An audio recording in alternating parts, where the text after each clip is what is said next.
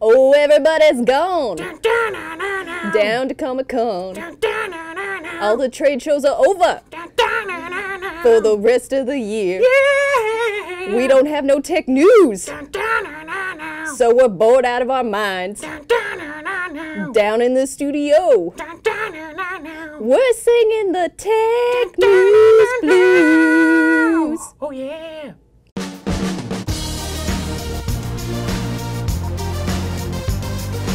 Following along the lines of the LG flexible OLED panel, the California-based startup Imprint Energy has developed ultra-thin flexible batteries. Stemming from research from both the US and Japan, the team at Imprint produced the microscopic zinc batteries using a 3D printer. Hopefully that means lower prices for potential buyers of these bendy batteries. Since zinc-based batteries don't require extra insulation like lithium batteries do, they can afford to be incredibly thin, making standard batteries everywhere feel self-conscious about their body image. The company aims to implement these cells into the wearable tech market, which is currently booming at the moment. These batteries could give the makers of these products a little more flexibility to their product lines.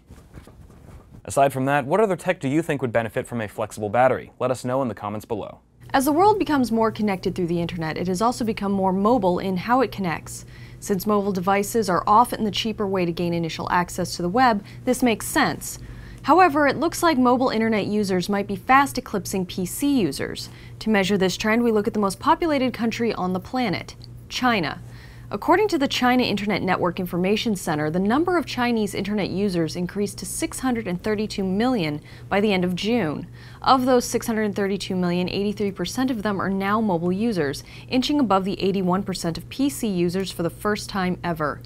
A large part of this has to do with the amount of services people want available to them at a moment's notice, from movies and music to navigation and search. Considering that China is also the largest smartphone market in the world, it makes sense why they are showing higher numbers of mobile users. However, as the percentages show, there's still a huge market for both. People are just more likely to tune into Pandora on the go than at their desk. All quiet on the case front. At least that's what Be Quiet is hoping for with their Silent Base 800. Known for their power supplies, CPU coolers, and fans, this is their first venture into the case category. Out the gate, the minimalistic design looks pretty impressive. Gray and orange accents on the outside continue on the inside where we get into the real meat of the case. After all, there should be more to a case than a pretty face, unless I suppose you're just in it for the modding potential. The Silent Base 800 will support long graphics cards, tall CPU coolers, and features 7 3.5-inch drive cages split into 2 modular sections. It has 3 5.25-inch drive slots, mounting room behind the motherboard tray for SSDs, and room for a PSU of pretty much any size. In other words, this case can house the build of your dreams, if that's the wish your heart desires. Finally, no Be Quiet product would be complete without some of their own fans included.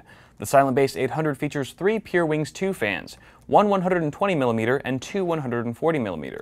Set to release early Q4, we'll keep our eyes peeled for one of these beauties to arrive at the studio. For those in the know, Intel has come out with the Anniversary Edition Pentium processor, the G3258.